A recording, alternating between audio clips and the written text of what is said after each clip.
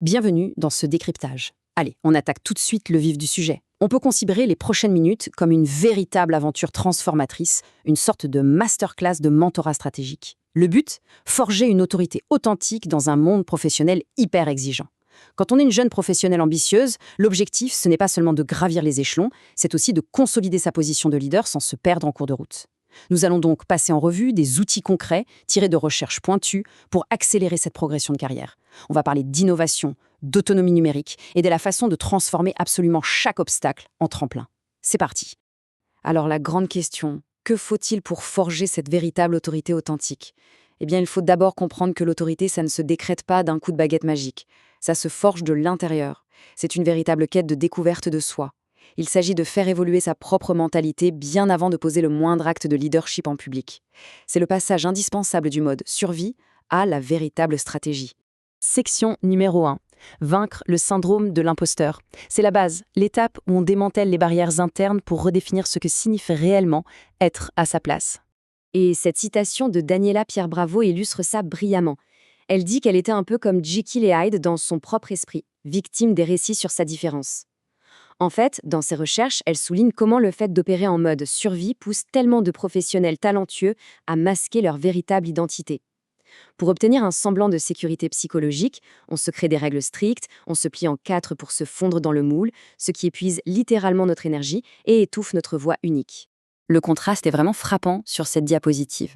Le point crucial ici, c'est que la véritable appartenance ne vient jamais du fait de modifier qui on est pour entrer dans un cadre prédéfini. Jamais. Elle émerge au moment précis où on devient sa propre source de validation. Au lieu de cacher ce qui nous rend différents, l'idée est de s'en servir.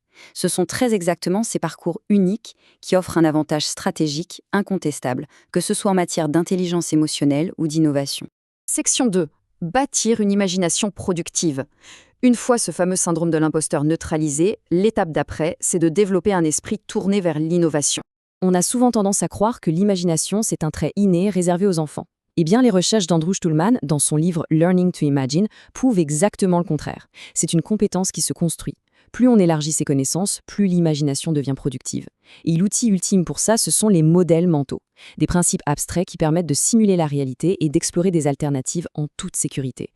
En acquérant des connaissances très spécifiques et en jonglant avec ces modèles mentaux, il devient tout à fait possible de transformer des informations du quotidien en idées totalement révolutionnaires.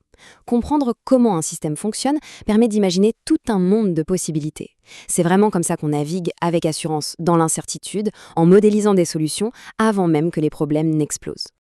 Passons à la section 3. Protéger son autonomie numérique. Affirmer son autonomie, c'est aussi savoir défendre ses propres limites dans la sphère digitale. Ce livre, With the Data, de Wendy H. Wang, lance un avertissement super clair. Nos données sont incroyablement collantes. Elles traquent les détails les plus banals de notre quotidien et elles existent pour toujours. Cette surveillance algorithmique constante est une menace très réelle pour la dignité fondamentale et le pouvoir de décision en entreprise. Et c'est exactement ici qu'intervient la posture de leader. Face aux algorithmes, une jeune professionnelle ambitieuse ne peut plus se contenter d'être un sujet passif. Il faut revendiquer le rôle de partie prenante, ce fameux data stakeholder. Ça implique de comprendre comment les données sont utilisées et d'affirmer haut et fort son droit au contrôle. C'est une compétence de leadership absolument incontournable pour demain. Section 4. Transformer l'échec en stratégie. Cette notion d'autonomie, elle s'étend aussi à la capacité de reprendre le contrôle quand les choses tournent mal. Car oui, des échecs, il y en aura. C'est vraiment la question qui sépare un bon professionnel d'un leader exceptionnel. Comment faire pour que l'ego, ou pire, le doute, ne revienne pas au galop lors d'un revers cuisant ? Voyons tout de suite comment contourner ce piège émotionnel grâce au modèle Agnew, pour en faire un puissant levier de croissance. Voici 3 étapes hyper pratiques à appliquer dès demain matin en cas de coup dur. D'abord, on écoute cette petite voix interne négative et on la note. Ensuite, on prend du recul. On devient un témoin neutre, factuel. Que s'est-il passé concrètement ? Enfin, on réécrit le scénario pour le tourner vers l'action. Par exemple, cette erreur a montré une faille dans notre système, et voici très exactement comment je vais la corriger. C'est fou comme la douleur se transforme presque instantanément en stratégie. Section 5. Gérer les préjugés avec autorité. Cette résilience qu'on vient de voir est vitale pour gérer les dynamiques de travail les plus complexes. Faisons un petit jeu de rôle mental. Imaginons une réunion importante. Quelqu'un lâche une remarque complètement déplacée, bourrée de préjugés. Le réflexe de survie, ce serait d'absorber le malaise et de se taire, non? Eh bien, la stratégie ici, c'est de renvoyer immédiatement la balle en demandant de la manière la plus calme possible « Qu'est-ce que tu veux dire par là ?» Le fardeau de l'explication retourne direct à l'auteur de la remarque. Ensuite, on utilise la troisième personne dans sa tête pour couper court à l'émotion. Ce commentaire en dit long sur son ignorance, absolument rien sur ma compétence. Regardons ce tableau. Faire le travail émotionnel pour pallier l'ignorance de quelqu'un d'autre, ça ne fait que vider nos propres batteries. À l'inverse, une réponse stratégique change la dynamique de pouvoir en une fraction de seconde, tout en maintenant une autorité professionnelle impeccable. Et enfin, section 6, le leadership éthique et authentique. Nous voilà au sommet de ce parcours. Il est temps d'endosser ce rôle de leader positif. Prasad Kaipa et Navi Raju nous expliquent qu'il y a une différence énorme entre un leader intelligent et un leader sage. Le leader intelligent excelle, défend son territoire, limite les risques. Très bien. Mais le leader sage, lui, équilibre l'action et la réflexion. Il est guidé par un but noble. Et ça, c'est la véritable clé d'un management positif. D'ailleurs, en s'inspirant de Jim Edwards, on voit bien que les leaders qui réussissent le mieux supposent l'intention positive de leurs équipes. Ils partagent le pouvoir et construisent méticuleusement un réseau d'alliés qui repose sur des valeurs partagées et non sur de simples transactions. Et n'oublions pas, exprimer une gratitude sincère, c'est un moteur de performance redoutable.